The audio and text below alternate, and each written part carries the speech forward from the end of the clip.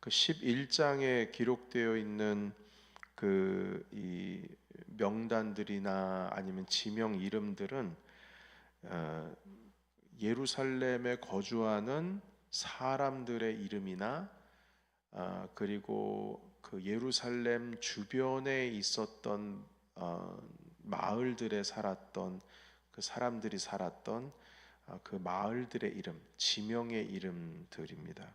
그래서 오늘 지금 방금 읽었던 25절 이후부터의 내용은 사람의 이름이 아니라 그 마을 이름, 그러니까 예루살렘 주변에 이 지역, 이 지역, 이 지역에 사람들이 흩어져 살았다 해서 그 지역들의 이름이 등장을 하고 있습니다.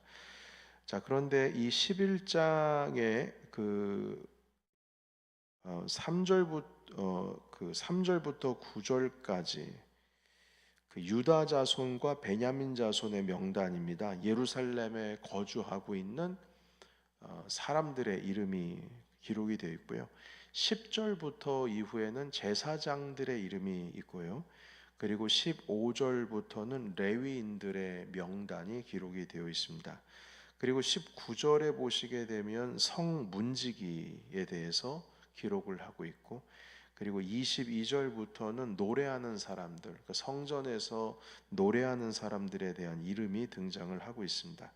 그리고 아까도 말씀을 드렸듯이 25절 이후는 사람들의 이름이 아니라 예루살렘 성이 아닌 그 주변 마을들, 동네에 사는 백성들을 언급하면서 그 지명들을 말씀하고 있습니다.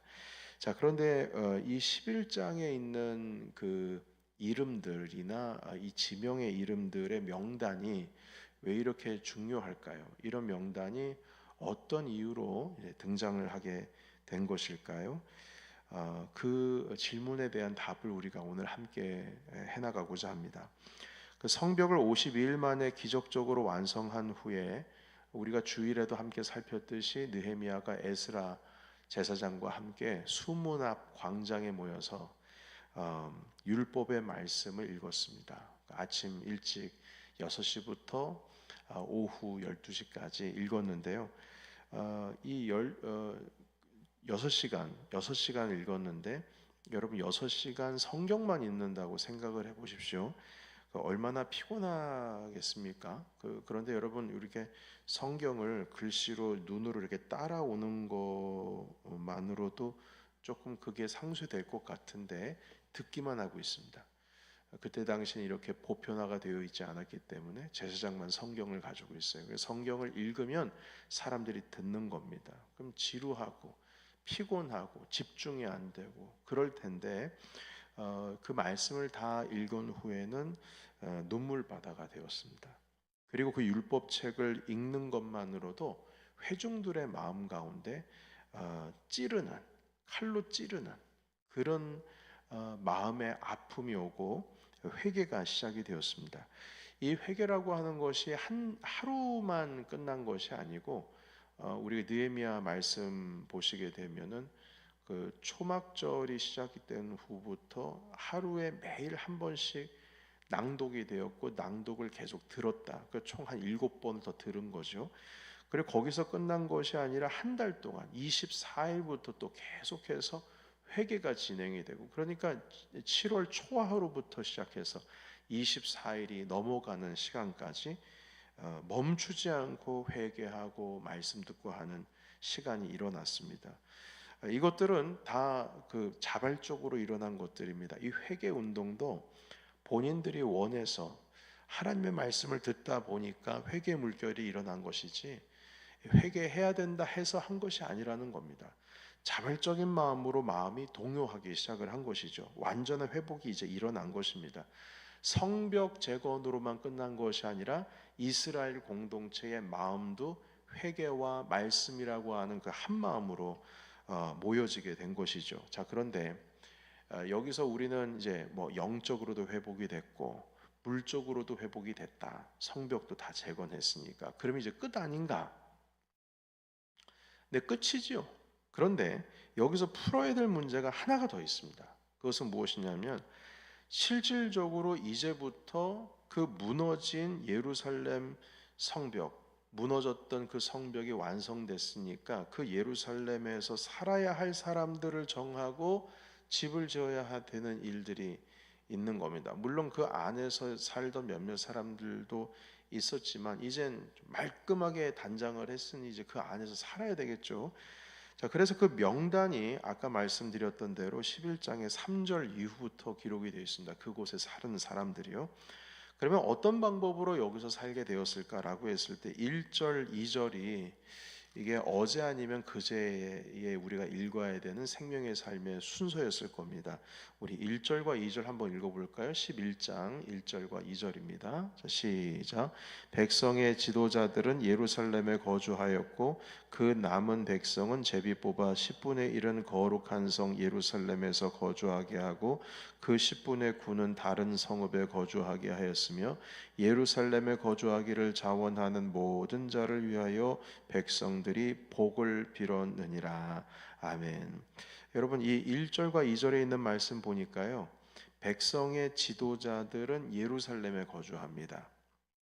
자, 그리고 남은 백성들 제비 뽑아서, 남은 백성들입니다. 지도자가 아니라 그 백성들의 10분의 1만 예루살렘에 거하게 하고 나머지 10분의 9는 다른 성읍에, 주변 그 지역에 흩어져서 살도록 했습니다. 그러니까 10분의 1만 예루살렘에 남겨진 것이죠. 자, 그리고 2절에 보면 예루살렘에 거주하고자 자원하는 사람들을 또 모았다, 이렇게 기록을 하고 있습니다.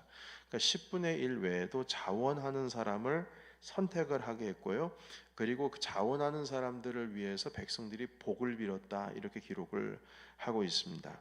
자, 그런데 여러분, 여기서 우리는 그 생각하기를 제비를 뽑아서 10분의 1만 예루살렘에서 살게 했으니까, 왜냐하면 예루살렘 성이 그 전체를 다 끌어안을 수 있을 만큼 크지 않습니다.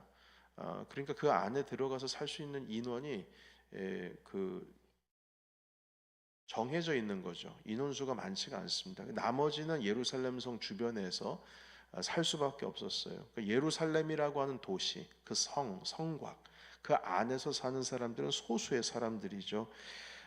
그래서 여러분, 우리는 보통 이제 생각을 하기를 10분의 1만 제비 뽑아서 살게 되었으니까 예루살렘에 거주하는 사람들이 특권을 얻은 거로 우리는 생각을 합니다. 그리고 지도자들도 여기서 살고 있으니까 말입니다.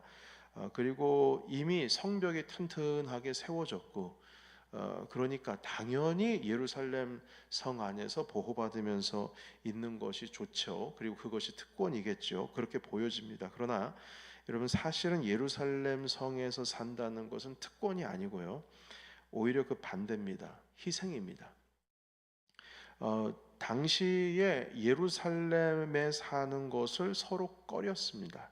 무엇보다 그 주변에, 예루살렘 주변에 있는 그 이방국들의 공격 타깃이 되었기 때문에 그곳에 거주한다는 것은 다른 곳에 거주하는 것보다 사실 조금 더 위험했습니다. 이미 산발락과 도비아가 전쟁을 일으키려고 했던 곳이었고요. 그리고 거의 그 전쟁이 일어날 뻔한 상황 가운데에 긴장을 하고 한 손에는 병기를 두고 한 손에는 그 일할 그 도구를 짊어지고 곡괭이, 쟁기 같은 것 짊어지고 일한 것 여러분 기억하실 겁니다. 긴장된 도시였습니다. 그리고 예루살렘이라고 하는 도시는 종교적인 도시였지 상업 도시가 아닙니다. 무역을 할 수 있는 도시가 아니고요. 농경지는 다 예루살렘 성 밖에 있고, 예루살렘 성에 사는 사람들의 목적은 비즈니스가 아니라 종교적인 이유로 있는 겁니다. 절기 때나 장사가 잘 되는 것이지 긴장 가운데 있는 이곳에 살고 있는 사람들을 향해서 뭐 그 안에서 이렇게 사고 팔고 하는 것이 한정돼 있다는 겁니다. 그냥 조그마한 마을에 불과한 것이죠. 인구도 별로 없는 데다가 이런 곳에서 장사가 될 일이 없습니다. 그때 당시를 말하는 겁니다. 예루살렘 성은 다른 성읍보다 엄격했습니다. 종교적인 도시였기 때문에 종교인들, 레위인들, 제사장들이 대부분이 살고 있습니다. 그래서 하나님의 성전이 있는 곳이기 때문에 더 엄격하고 그리고 거룩했습니다. 율법적인 생활도 더 아주 강하게 이루어지고 있었고요. 그러니까 이렇게 제약이 많은 곳에서 사람들이 살고 싶어 했겠습니까? 예, 그렇지 않습니다. 그곳에 사는 것은 좀 부담이죠. 여러분, 종교인들이 많이 살고, 여러분 보십시오. 목사님들이 살고 있는 마을 가운데 여러분들 살고 싶겠어요? 물론 그럴 수도 있겠죠. 그런데 그 농담 반 진담 반으로 말씀드리는 겁니다.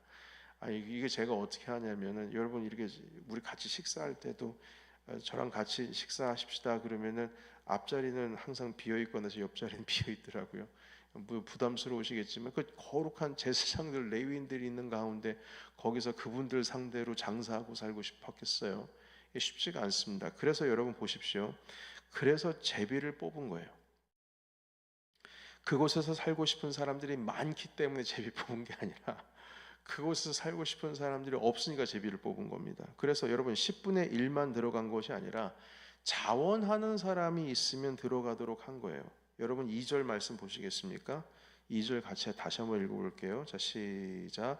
예루살렘에 거주하기를 자원하는 모든 자를 위하여 백성들이 복을 빌었느니라. 아멘. 여러분 자원하면 들어갈 수 있는 거거든요. 그런데 자원해서 들어가는 사람들을 향해서 뭘 했다고요? 복을 빌었다. 아니 거기 들어가는 게 복이지. 안 그렇겠어요? 좋은 거면 복 빌겠어요? 아이고 고생이다. 그래 자원해서 그래 네가 좀 고생 좀 해라. 이거죠. 그러니까 자원해서 들어가는 사람에게 복을 빌었다. 이렇게 기록을 하고 있습니다. 그만큼 여기에 사는 것이 어떤 희생적인 의미가 좀 담겨 있는 겁니다. 여러분 예루살렘에 산다는 것은 희생을 하는 일이었습니다.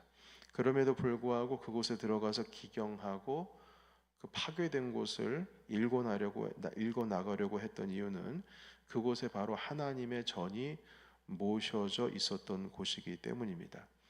그래서 그 이후에 예루살렘에 거주하는 유다 자손 몇 명, 베냐민 자손 몇 명하고 그리고 10절부터 제사장들 중에는 하면서 제사장들의 그룹에 대한 명단, 그리고 15절부터는 레위 사람들 성전을 섬겨야 되니까요.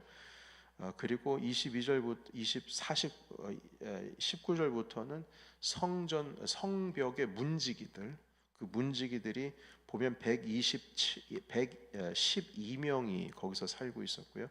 노래하는 자들도 보시게 되면 거기에 몇 명인지는 기록이 되어 있지를 않군요. 여하튼 그 레위 사람들 중에서도 284명, 그리고 제사장들은 모두 128명 정도 하면서 몇천 명 되지 않는 그 인원들의 사람들 중에 여기서 살아가고 있는 겁니다. 그래서 조금 더 디테일하게 보면 여러분 보시겠습니까? 7절, 8절의 말씀에 보면 예루살렘에 거주하는 베냐민 지파가 928명 정도가 됐고요. 그리고 4절 이후에 6절의 말씀에 보시게 되면 베레스 자손, 이 사람들이 유다 자손인데 468명 정도 이렇게 기록이 되어 있습니다. 그러니까 몇천 명이 아니라 2천 명이 채 안 됩니다.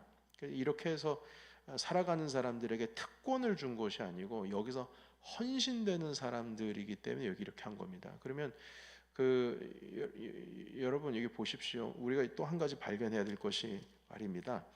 11장 3절부터 24절까지 있는 말씀이 그 성벽 안에서, 예루살렘 성 안에서 거주하는 사람들의 이름들이에요. 그 자손들입니다. 디테일하게 있지 않지만 그 머리에 해당되는 사람들의 이름이 있어요. 자, 그러면 25절을 보겠습니다. 25절에 여러분들 그 성경에 보시게 되면 소제목이 있죠. 그 소제목에 뭐라고 되어 있냐면, 제가 가지고 있는 책은 마을과 주변 동네에 거주하는 백성들 이렇게 되어 있습니다. 그러면 그 백성들의 이름이 있어야 되지 않겠습니까? 그 주변에 있는 마을에. 그런데 이름이 없고 동네 이름이 기록이 되어 있습니다. 여기에 기록되어 있는 이름들은 다 동네 이름입니다. 그 마을 이름이에요. 그러니까 여러분 이 그 느헤미야 11장 3절에서부터 24절까지에 있는 말씀에 이름이 등장하는 이유는 헌신된 사람들의 이름이 기록되어 있는 겁니다. 특권을 가진 사람들이 아니라 헌신된 사람들. 특권이 아닙니다. 이거 고생하러 들어가는 거예요. 하나님의 성전을 보호하고 그 안에서 성전의 일을 하고 예루살렘 성 안에서 주님의 일을 하고 그리고 무너진 곳들 농경작 하는 것은 다 성 밖에 있습니다. 그 안에 그 성을 세우려고 하는 사람들이 들어가는 것이죠. 그래서 예루살렘이 튼튼해야 이스라엘이 튼튼한 것이고 예루살렘이 번성해야 다른 고향이 번성할 수 있습니다.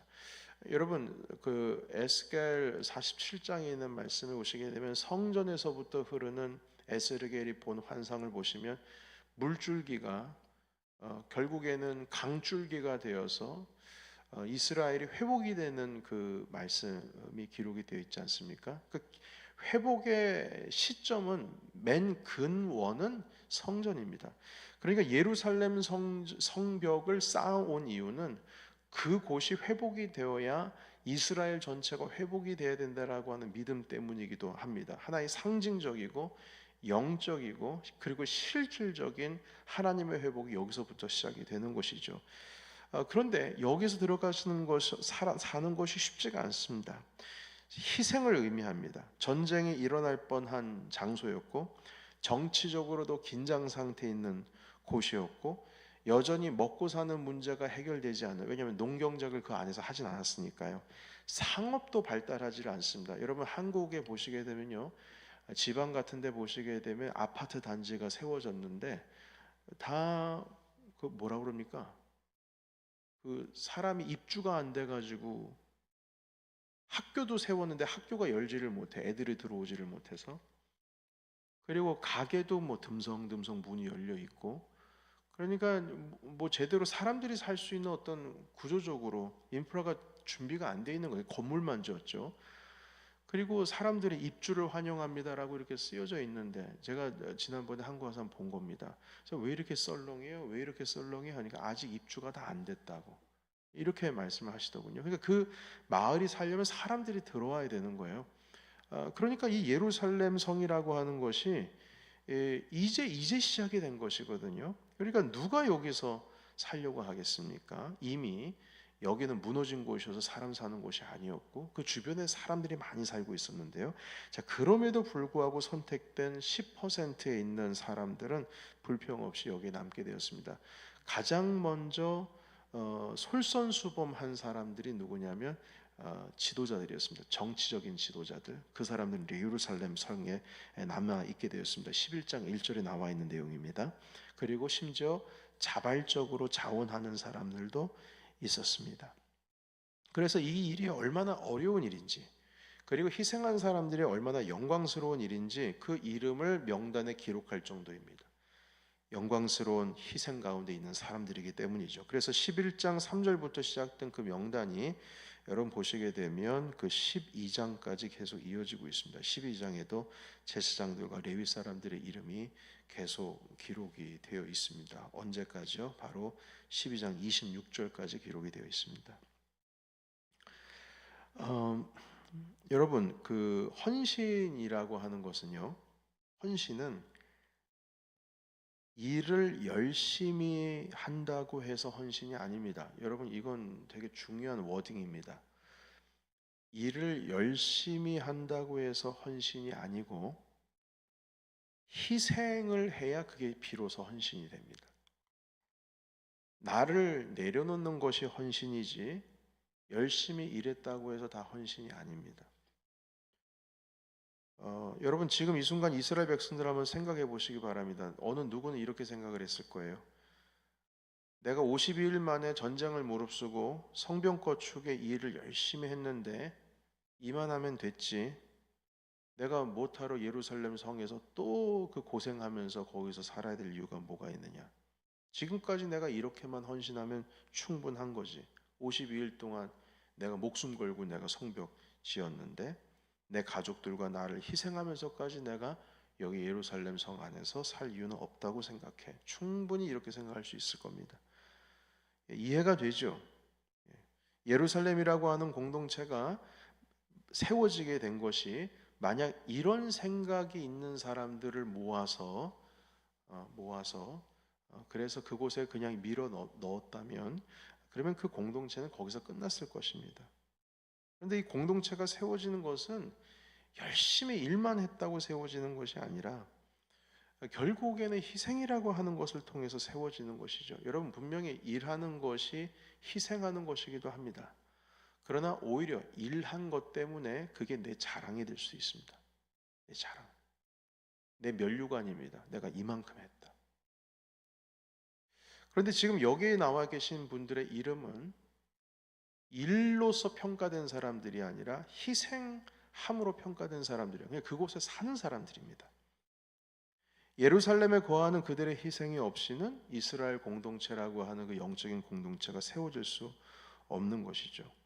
그래서 여러분 여기에 희생은 단지 불평으로 시작한 것이 아니라 억지로 된 것이 아니라 말씀 보시게 되면 자발적으로 오늘 읽은 11장 2절에 있는 말씀 보면 자원하는 사람들도 그 안에 들어가서 살게 되었고 그 희생하는 자들을 보면서 주변 마을에 있는 많은 백성들은 어떻게 했다? 복을 빌었다. 이렇게 기록을 하고 있습니다.